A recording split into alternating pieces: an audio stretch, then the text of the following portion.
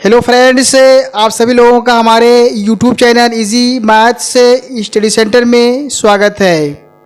मैं आशा और उम्मीद करता हूं कि आप सभी लोग ठीक से होंगे। आज हम सभी लोग अभाज्य गुणनखंड विधि से मासा सीखेंगे। अभाज्य गुणनखंड विधि से मासा HCF by prime factorization method अभाज्य गुणनखंड। हम लोग सबसे पहले अभाज्य गुणनखंड और महत्तम समापवर्तक की परिभाषा को जानेंगे।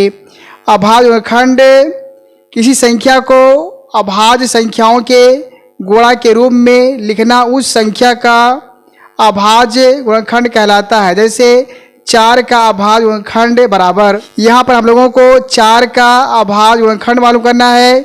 तो हम लोग 4 का अभाज्य गुणनखंड मालूम करने के लिए हम लोग 4 में अभाज्य संख्या से भाग देंगे। आपका अभाज्य संख्या 2 है, 2 से पहले भाग देंगे, 2 दूनी 4, 2 से 4 में 2 बार भाग जाएगा, नीचे हम 2 लिख देंगे। फिर आपका यहाँ पे 2 आया, इसमें हम फिर 2 से भाग देंगे, 2 के 2। हम लोग देख रहे हैं कि 4 में 2 से भाग देते हुए आपका 2 बार आया है, बराबर 2 गुणे 2। 4 का अभाज्य गुणनखंड आपका 2 गुणे 2 होगा। इसमें जो भी संख्याएं हैं वो अभाज्य संख्या है, इसलिए 2 गुणे 2 आपका 4 का अभाज्य गुणनखंड है। महत्तम समापवर्तक हाईएस्ट कॉमन फैक्टर, यहाँ पर हम लोग महत्तम समापवर्तक की परिभाषा को जानेंगे। वह बड़ी से बड़ी संख्या जो दी गई हर एक संख्या को पूरा काट दे तो वह महत्तम समापवर्तक कहलाता है। इस परिभाषा में दिया हुआ है कि महत्तम समापवर्तक वह बड़ी से बड़ी संख्या होती है जो उन सभी संख्याओं को पूरा काट देती है। मासा बराबर महत्तम समापवर्तक, मासा का पूरा नाम आपका महत्तम समापवर्तक है। इसी प्रकार से HCF का पूरा नाम आपका हाईएस्ट कॉमन फैक्टर है और HCF को GCD भी कहा जाता है, जिसका पूरा नाम ग्रेटेस्ट कॉमन डिवाइजर है। इसको हिंदी में महत्तम सार्वभाजक और शॉर्टकट में मासा भा कहा जाता है। अभाज्य गुणनखंड विधि से मासा का स्पष्टीकरण। अब हम लोग उदाहरण के माध्यम से अभाज्य गुणनखंड विधि से मासा को निकालना सीखेंगे। उदाहरण 1, 2 और 8 का अभाज्य गुणनखंड विधि से मासा ज्ञात करो। 2 और 8 का मासा निकालने के लिए पहले हम 2 और 8 का अभाज्य गुणनखंड भाग विधि से कर लेंगे और 2 और 8 में हम लोग अभाज्य संख्याओं से भाग देंगे। हम लोग जानते हैं कि अभाज्य संख्या आपकी वो होती है जो 1 से और खुद से भाग नहीं करती है और किसी से नहीं करती है। जैसे आपका 2 है, 3 है, 5 है, 7 है, 11, फिर आपका आएगा 13 के बाद फिर आपका आएगा 17।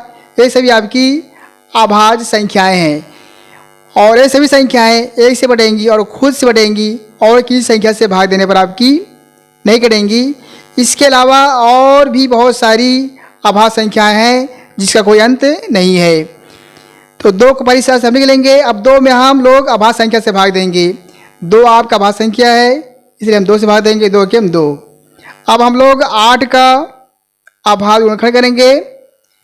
8 में हम लोग अभाज्य संख्या से भाग देंगे। अभाज्य संख्या आपका 2 है, 2 से भाग देंगे, 2 चौक 8, आपका 4 बच जाएगा।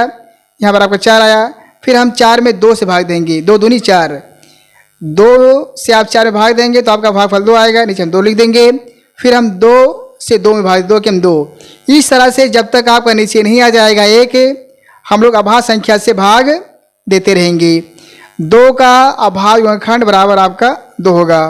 यहाँ पर आपका 2 आया है खाली, तो यहाँ 2 लिख देंगे। 8 का अभाज्य गुणनखंड बराबर 2 गुणे 2 गुणे 2।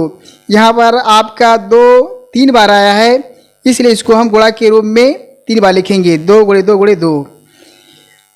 अब हम लोग ये देखेंगे कि 2 और 8 के अभाज्य गुणनखंड में कौन कौन सी संख्याएं आपका दोनों में आई हैं। तो हम लोग देख रहे हैं कि आपका 2 2 दोनों में आई हैं, तो इनका हम बना लेंगे, ग्रुप बना लेंगे इस तरह से। अब हम देख रहे हैं कि 8 के अभाज्य गुणनखंड में आपका 2 है। अब 2 के अभाज्य गुणनखंड में आपका 2 नहीं है, इसलिए आपका मासा आपका 2 होगा। जो आप घेरा किए हैं इनमें से हम 1 2 को ले लेंगे, तो इसलिए आपका मासा बराबर आपका 2 होगा। ये आपका आंसर हो जाएगा। उदाहरण 2, 4 6 और 12 का मासा अभाज्यखंड विधि से क्या होगा? हल।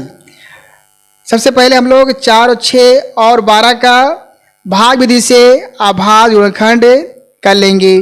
तो 4 में हम लोग अभाज्य संख्या से भाग देंगे, 2 आपका भाज्य संख्या है, 2 दूनी 4, 2 से 4 में आपका 2 बार भाग जाएगा, इसे लिखेंगे 2, 2 में फिर हम 2 से भाग देंगे, 2 के हम 2। इस तरह से 6 और 12 का भी हम अभाज्य गुणनखंड करेंगे। 2 3 6, 2 से आप 6 में भाग देंगे तो आपका आएगा 3। अब आप 3 में 3 से भाग देंगे, 3 के 3। अब हम लोग 12 में 2 से भाग देंगे, 2 6 12, 2 से आप 12 में भाग देंगे, आपका 6 बार जाएगा। हम 6 में फिर 2 से भाग देंगे, क्योंकि आपका 2 से 6 पूरा पूरा कट जाएगा, 2 3 6, आपका नीचे आएगा 3। फिर हम 3 में अभाज्य संख्या से भाग देंगे, 3 के 3। हम लोग देख रहे हैं कि आपका सब में नीचे 1 1 आ गया। अब नीचे लिखेंगे 4 का अभाज्य गुणनखंड बराबर 2 × 2। यहाँ पर आपका 2 बार आया है 2 2, इसलिए हम 2 बार लिखेंगे। 6 का अभाज्य गुणनखंड बराबर 2 × 3, यहाँ पर आपका 2 3 है, इसलिए यहाँ पर लिखेंगे हम 2 × 3। 12 का अभाज्य गुणनखंड बराबर 2 × 2 × 3। हम लोग देख रहे हैं कि यहाँ पर आपका 2 2 2 बार आया है, इसलिए हमने 2 बार लिखा। 3 आपका 1 बार है, इसलिए हमने 1 लिखा, इसलिए मासा बराबर। अब हम लोग ये देखेंगे कि 4 6 और 12 के अभाज्य गुणनखंड में ऐसी कौन कौन संख्याएं हैं जो तीनों में शामिल हैं। हम बनाएंगे ग्रुप। तो हम लोग दे देंगे इसमें आपका 2 है, इसमें भी आपका 2 और इसमें भी आपका 2 है, तो इसका हम ग्रुप बना लेंगे इस तरह से। अब हम देख रहे हैं कि 4 के अभाज्य गुणनखंड में आपका 2 है और 12 में भी है, लेकिन 6 के अभाज्य गुणनखंड में आपका 2 नहीं है, तो इसका ग्रुप नहीं बन पाएगा। इसी तरह से 6 के अभाज्य गुणनखंड में आपका 3 है और 12 में भी है, लेकिन 4 के अभाज्य गुणनखंड में आपका 3 नहीं है, इसलिए 3 का भी आपका ग्रुप नहीं बन पाएगा, तो 3 को भी हम नहीं ले पाएंगे, इसलिए मासा बराबर आपका 2 होगा। यहाँ पर आपका 2 2 का आपका एक ग्रुप बना है, इसलिए आपका मासा 2 होगा। उदाहरण 3, 30 और 42 का अभाज्य गुणनखंड विधि से मासा बताओ। पहले हम लोग 30 और 40 का अभाज्य गुणनखंड करेंगे विभाग विधि से। तो 30 में हम अभाज्य संख्या से भाग देंगे, 2 से भाग देंगे आप, 2 के हम 2, 1 बार जाएगा, इसमें बचेगा आपका 1, बगल में 0 हो जाएगा 10, 2 बजे 10। अब आपका 15, 2 से भाग देने पूरा पूरा नहीं कटेगा, तो 2 से हम नहीं भाग देंगे, 3 से भाग देंगे, 3 से आपका 15 पूरा पूरा कट जाएगा और 3 आपका अभाज्य संख्या है, 3 बचे 15। आपका नीचे 5 आएगा। अब 5 आपका 3 से पूरा पूरा नहीं बढ़ेगा, अब हम 5 से भाग देंगे, 5 के हम 5।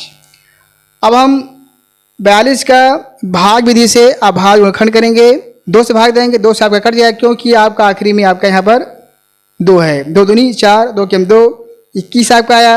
21 आपका 2 से पूरा पूरा नहीं बटेगा, अब हम 3 से भाग देंगे, 3 से 21, 7 बार जाएगा।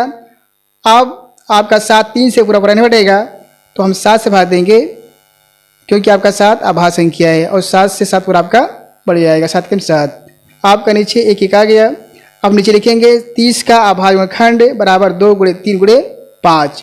इसी तरह से लिखेंगे 42 का अभाज्य गुणनखंड बराबर 2 × 3 × 7।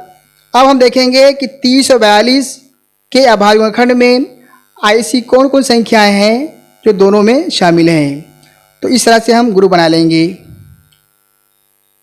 हम देख रहे हैं कि 2 2 दोनों में है, आपका एक ग्रुप बन गया। फिर हम देख रहे हैं 3 3 आपका दोनों में है, आपका एक ग्रुप ए बन जाएगा।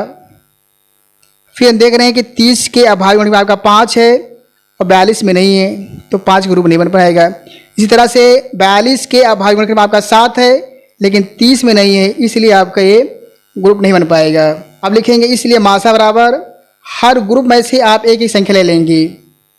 2 का एक ग्रुप बना है, आप 2 ले लेंगे एक बार। 3 का बना है एक ग्रुप, आप ले लेंगे एक बार 3 को। अब आप इन दोनों को आपस में गुणा कर देंगे, 2 3 6, 2 3 6। जो यहाँ पर आपका 6 आया है, 6 आपका वह बड़ी से बड़ी संख्या है जो 30 और 42 में भाग देना पूरा कर देगी। मासा निकालने का यही मकसद होता है। उदाहरण 4, 2, 3 और 7 का मासा अभाज्य गुणनखंड से क्या होगा? तो हम लोग पहले 2, 3 और 7 का अभाज्य गुणनखंड कर लेंगे। तो पहले हम लोग 2, 3 और 7 का अभाज्य गुणनखंड करेंगे। पहली साथ हम लोग लिख लेंगे। अब हम 2 में अभाज्य संख्या से भाग देंगे। 2 के 2। इस तरह से 3 में आप अभाज्य संख्या से भाग देंगे। 3 के 3। फिर हम 7 में 7 से भाग देंगे। 7 के 7। नीचे लिखेंगे 2 का अभाज्य गुणनखंड बराबर 2, 3 का अभाज्य गुणनखंड बराबर 3, 7 का अभाज्य गुणनखंड बराबर 7। इसलिए मासा बराबर। हम लोग देख रहे हैं कि 2, 3 और 7 के अभाज्य गुणनखंड में ऐसी कोई संख्या नहीं है जो तीनों में शामिल हो। जब इस तरह के आपके अभाज्य गुणनखंड आपका आए और कोई भी संख्या तीनों में कॉमन ना हो या बहुत सारी संख्याएं हों और अभाज्य गुणनखंड करने के बाद कोई भी संख्या सम में ना हो तो उनका मासा 1 होता है। हम लोग यहाँ पे देख रहे हैं कि 2, 3 और 7 के अभाज्य गुणनखंड में ऐसी कोई संख्या नहीं है जो तीनों में शामिल हो। जब इस तरह का कोई प्रश्न होता है तो उसका मासा आपका हमेशा 1 होता है। आप लोगों को मैं होमवर्क देता हूँ, इसको आप लोग हल करने के बाद कमेंट बॉक्स में इसका आंसर देंगे।